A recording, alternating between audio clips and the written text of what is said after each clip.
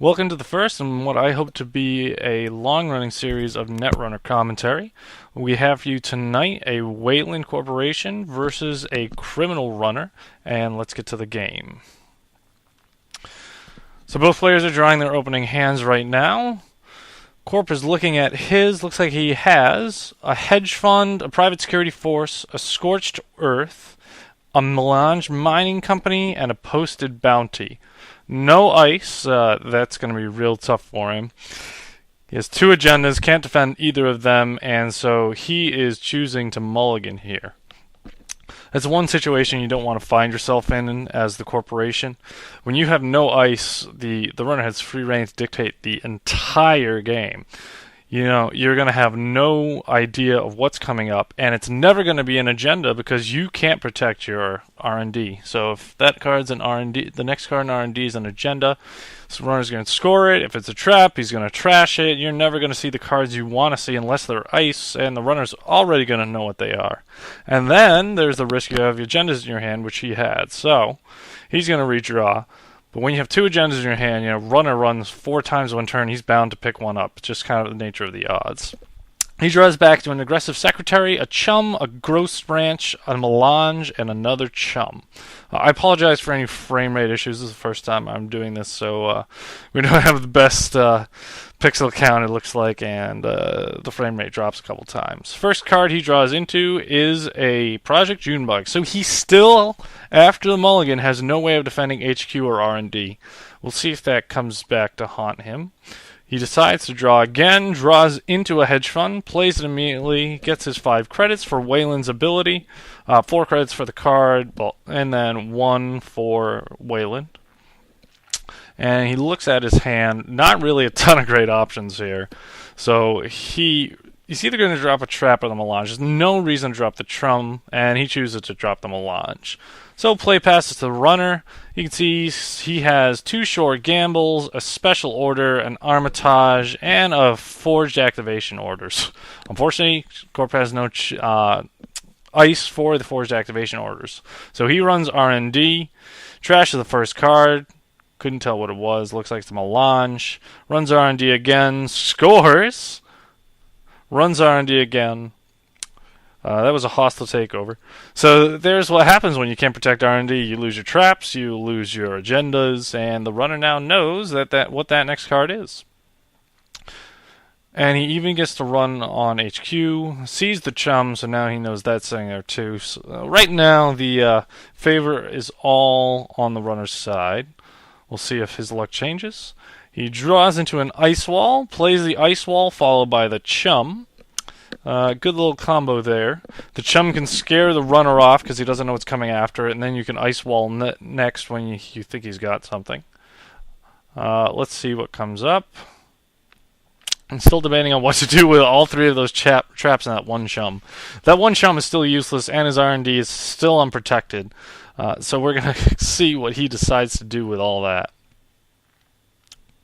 It looks like he installed the ghost branch and passed it back to the runner.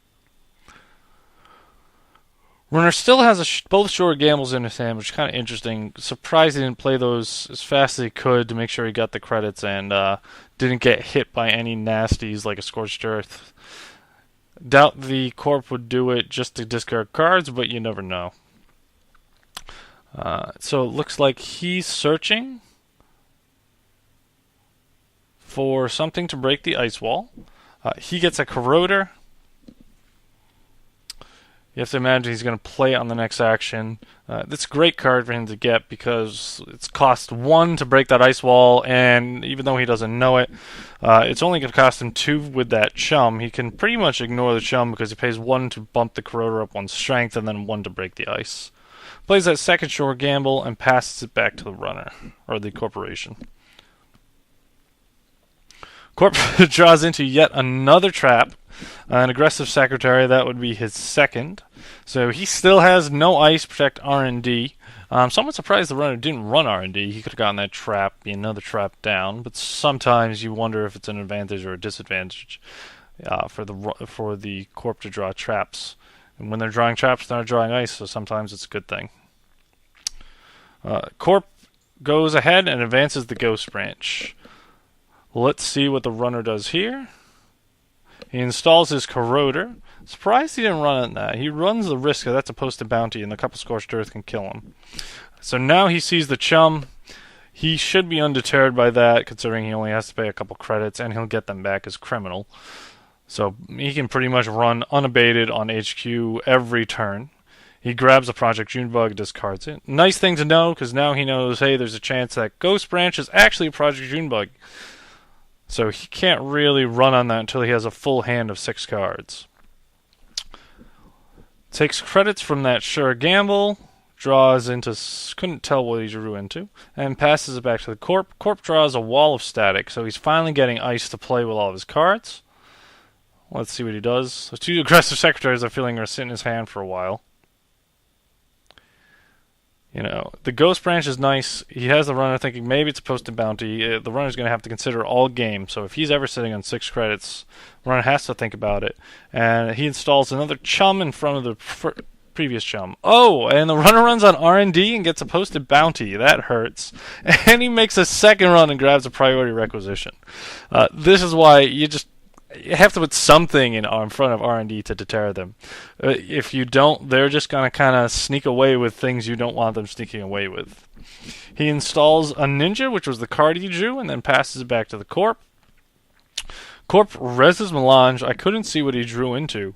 Kind of surprising, though. He just wants the credits here. The runner just top decked 2 agendas, and there's nothing to say he won't do it again. This time he sees a wall of static when he runs R&D. He runs HQ, so he's going to see the chum here. He pretty much has to jack out. There's a small chance he could decide, hey, I'll take the first 3 damage. Maybe he has that final agenda in his hand, but it's probably not worth it. If he doesn't have the agenda in his hand, he sets himself back 3 credits, so I have a feeling he'll jack out after this. And yep, there he goes, jacking out. Uses final actions to draw into a Yaw 0.0 and a bank job. Corp draws again, so now he has what looks like a wall of static and another ice wall to go with his 2 aggressive secretaries. He runs the Melange again and passes it back. Yet again surprising, because as you can see, the runner just keeps running free on that R&D, trashing a Melange and seeing an Archer. Let's see what he does here. He's got a big job, a Yonk 0.0, and an Armitage showing. Pretty interesting. He could either get credits by installing the bank job and running on the Ghost Branch, or he could install the Armitage and take credits that way. Looked like he might have drawn a card and passed it back to the runner. Corporation. Corporation draws into yet another ice, obviously the Archer that the runner just saw. Let's see what he installs. He's no install agendas right now, so that Archer is not going to be a deterrent for the runner unless he can push through an agenda. And clearly he doesn't have one to play, so he's kind of a sitting duck right now.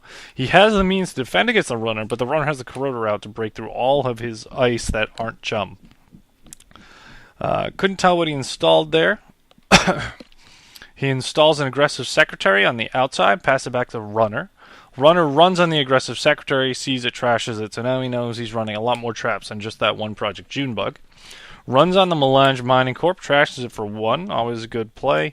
You don't want the Corp getting credits, and as his final action, installs a bank job, and it looks like he ran to take the 8 credits immediately.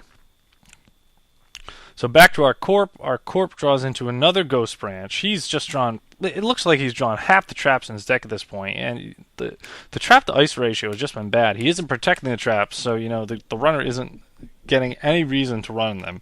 Rarely will you see the Corp play an unprotected agenda. So let's see what the runner does here. He installs Desperado. Good card. Runs on R&D. And at R&D looks like we have a Data Raven. So now the runner sits 6-0. It'll be interesting to see if he pushes his luck here. He's got to take a tag, so he's got to be afraid of Scorched Earth, and then the corporation has a lot of money, but so does the runner, so giving him that host encounter probably won't happen. He can pay off whatever the corp wants to play, and it's actually a nice economy drain for the corp, because runner's ahead, he's going to kill the corp's economy if he decides to do the trace. So let's see what happens. Looks like the corp does not increase the trace. Runner pays 3. Corp reses the wall of static, which is easily broken by the runner's corroder. And accesses R&D, and he scores the private security force for game. So right there is a lesson in protect your R&D. If you let the runner dictate the pace of the game, you are bound to lose. Having a lot of traps, not a bad thing if you can make the runner run on them, but he had, for some reason, could not get the runner to run on them, and having the runner run freely on R&D was just the end of him. Alright, that ends this edition of my NetRunner commentary, and hopefully we'll have something for you next week.